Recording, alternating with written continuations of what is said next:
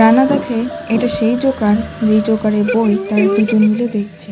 সুমন এবং রানা ছিল ক্লাসমেট। তারা দুজনই ভূতের বই দেখতে খুব ভালোবাসতো। নতুন নতুন ভূতের বই দেখা যেন তাদের অভ্যাসে পরিণত হয়ে গিয়েছিল। কিন্তু এবার তাদের মনে একটি অন্যরকম বুদ্ধি খেলে গেল। তারা এবার ঠিক করলো ভূতের বইয়ের বদলে একটি জোকারের বই দেখতে তারা। তবে এই জোকারের বই যে তাদের জীবনের একটি অবিশ্বাস্য ঘটনা হয়ে উঠবে তা তারা কখনোই ভাবেনি। যেমন ভাবা তেমন কাজ। পরদিন বিকেলে সুমন রানাদের বাড়িতে যায় সেই জোকারের বইটি দেখার জন্য। সেদিন রানার মা বাবা বাড়ি ছিল না, তাই বাড়িতে তারা দুজন একাই ছিল। রানা তার মোবাইল ফোন থেকে টিভিতে কানেক্ট করে একটি জোকারের বই চালায়। তারা বেশ কিছুক্ষণ সময় ধরেই জোকারের বইটি দেখছিল। হঠাৎ সুমন তার বন্ধু রানাকে বলে এক গ্লাস জল এনে দিতে। রানা রান্নাঘরে জল আনার জন্য যায়। রান্নাঘরে ঢুকতে যাবে এমন সময় সে দেখে পেছন দিক ঘুরে কেউ একজন দাঁড়িয়ে আছে। রানা আরও কিছুটা এগিয়ে যায় সেই মানুষটির দিকে এবং মনে মনে ভাবে বাড়িতে তো মা বাবা ছাড়া আর কেউ নেই, শুধু আমি আর সুমন।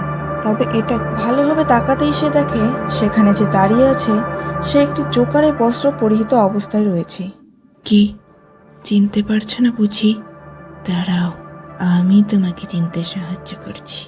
এসব বলার পর জোকারটি রানার দিকে তাকায়।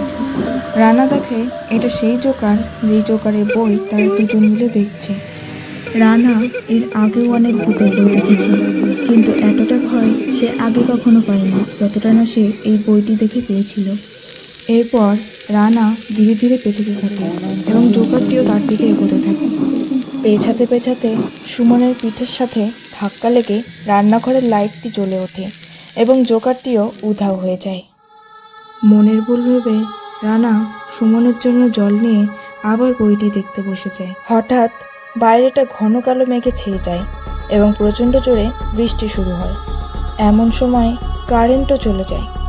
রানার বাবা এদিকে রানাকে ফোন করে এটা বলতে যে তাদের বাড়ি ফিরতে আরও 1 ঘন্টা সময় লাগবে, সাবধানে থাকতে। এবার রানা একটি মোমবাতি বা আলোর খোঁজে অন্য ঘরে যায়। এদিকে সুমন নিজের ফোনে ফ্ল্যাশ জ্বালিয়ে একা বসেছিল। হঠাৎ তার মনে হয় পিঠে যেন কেউ হাত রাখল। সুমন ভাবে হয়তো রানা এসেছে। ফোনের ফ্ল্যাশ পেছন ঘুরে ধরতেই দেখে বইয়ের সেই জোকারটি তার দিকে মাথা নিচু করে তাকিয়ে দাঁড়িয়ে আছে। এটি দেখে ভয় চিৎকার করে ওঠে। সুমনের চিৎকার শুনে রানা সেই ঘরে আসতেই দেখে সুমন অচেতন অবস্থায় পড়ে আছে এবং পাশে মোবাইলের ফ্ল্যাশটি জ্বলছে। রানা সুমনকে ডাকতে থাকে।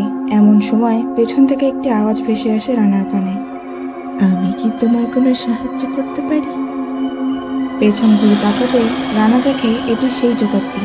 রানার মাথা এবার তালগোল পাকিয়ে যায়। কিছু সময় পর রানার বাবা মা বাড়ি ফিরে তাদের এই অবস্থা দেখে প্রচণ্ড ভয় পেয়ে যায়।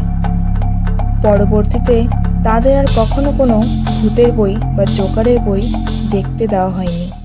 সুমন তো ঠিক থাকে, তবে রানা প্রচণ্ড ভয় পাওয়ায় মনোরোগ বিশেষজ্ঞর কাছে বাধ্যতামূলক নিয়ে যেতে হয়। রানার আগের অবস্থায় ফিরে আসতে অনেকটা সময় লেগে যায়।